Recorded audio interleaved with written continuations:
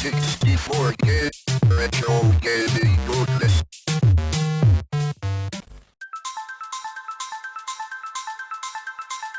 In the early 90s, I made that leap from my beloved 8-bit to the 16. It was the start of a whole new look and sound.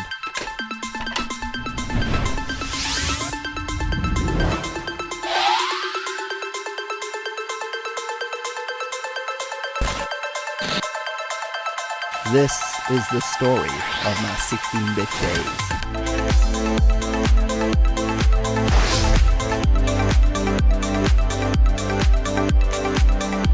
And welcome to the second episode of 16-Bit Days. I'm your host, BassDashB, and today we're going to have a look at a particular Super Nintendo game from the early 90s with one of my favorite characters of all time. Indiana Jones's Greatest Adventures was released in 1994 and was another co-production between Factor 5 and LucasArts.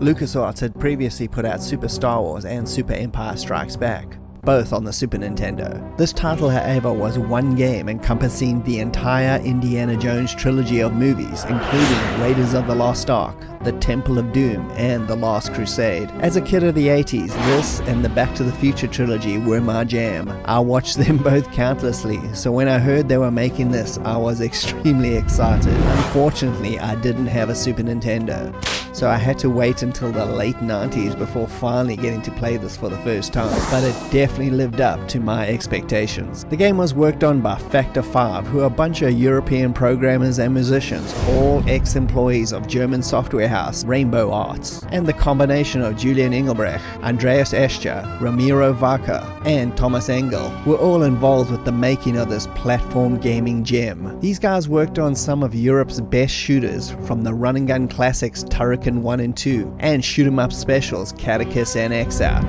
This was just some of the games they helped bring to the masses, and they definitely brought their A-game to this project, and you can clearly tell they loved the subject matter, because a crazy amount of detail is jammed into this game's massive 28 levels of action. It was released at the exact same time they put out the last part of the Super Star Wars trilogy, namely Super Return of the Jedi. Damn, those Super Nintendo boys were really spoiled for choice with this double dose of 16-bit goodness.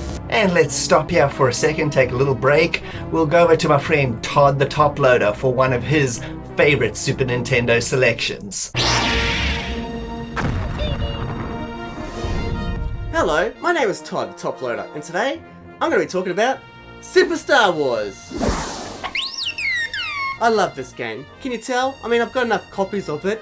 Why do I have so many copies of this game? Because that's how much I love it. The more, the better for me to have, to look at. I just love buying this game. I don't know why. It's a sickness. Help me, please. Somebody out there, please help me. Yeah. Super Star Wars. Is it a hard game?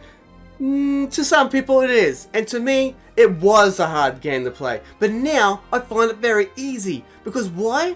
Because I gave it a chance. I gave it a really good chance. I worked out the mechanics of the game, and what I found when I dug deep, when I finally got to actually beat the game, when I was 11 years old, when I got it for Christmas 1993, one of the best experiences of my life, without even seeing the movie before, which actually got me into the movies.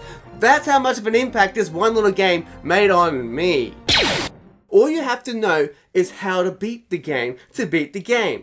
It sounds kind of silly to say that, I know, I understand that, especially when it comes to levels like the Sandcrawler.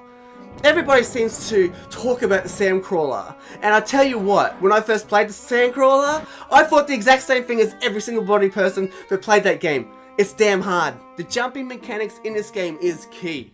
If you don't know how to jump properly, then you won't be able to get past the Sandcrawler, because that's all about the platforming and the jumping. You have to work out that everything depends on whether you can get to the best guns in the game. Now, you gotta bring the balance of the power, the force, to go right in the middle.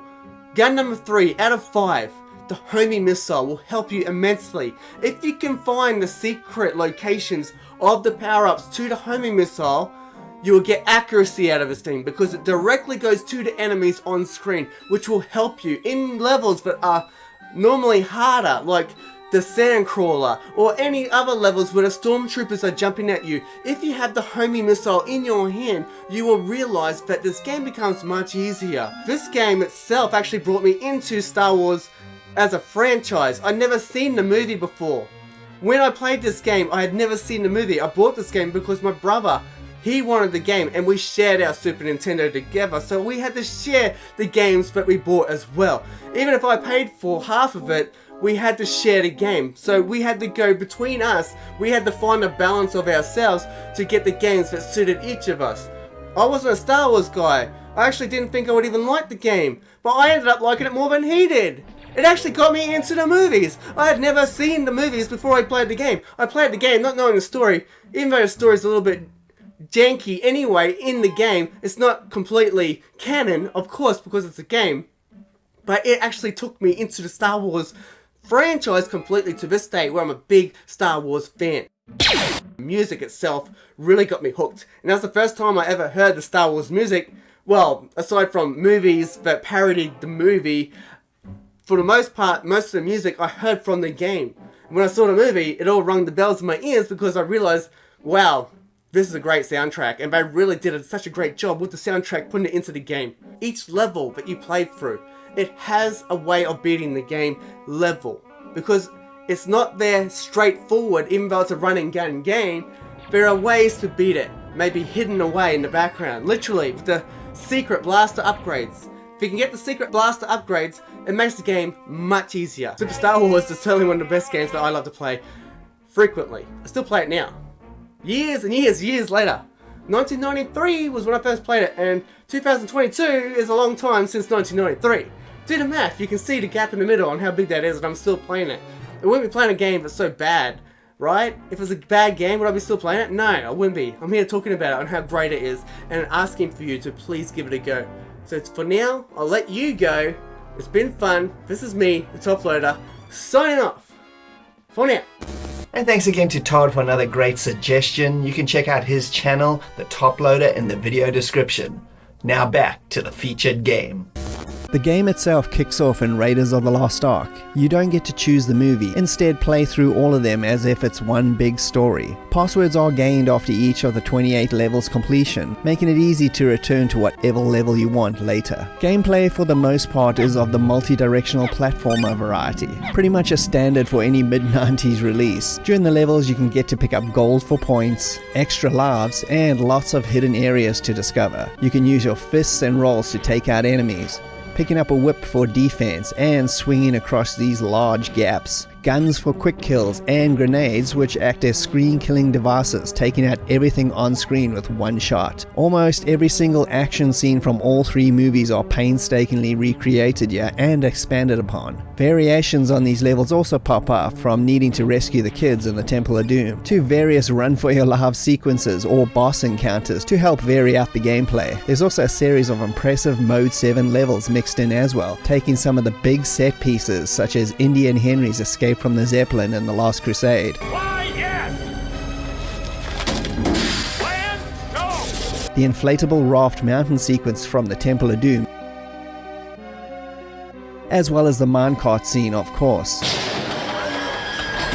The story follows each movie very closely, with digitized stills fleshing out the story with quotes from the movies. The music is absolutely fantastic, with brilliant chiptune renditions of the best of John Williams' epic scores. All the main themes from all the movies are here, with my favorite being the epic Sacrifice chant track from the Temple of Doom. Like with Super Star Wars that Todd looked at earlier, the music really boosts the enjoyment of these games immensely. As soon as that indie theme kicks in, you can't help but want to go on an adventure. Graphics overall are excellent, detailed, and extremely varied, with some digitized voices and some meaty, satisfying sound effects. My only criticism with this game is the slight imbalance in the difficulty. We are going to die! It can go from a walk in the park in one level to extreme difficulty in the next, so just be prepared to be slapped in the face a lot. This could have easily been another lazy licensed product, but Factor 5 delivered yet again for LucasArts and made an exceptional indie game that ranks right up there with the best of LucasArts' own point-and-click adventure games as one of the best Indiana Jones games out there. And thanks for joining me, Bastish B, and Todd The Top Loader for another episode of 16-Bit Days. If you can please like and subscribe, that will be greatly appreciated, and we'll both see you next time. Cheers.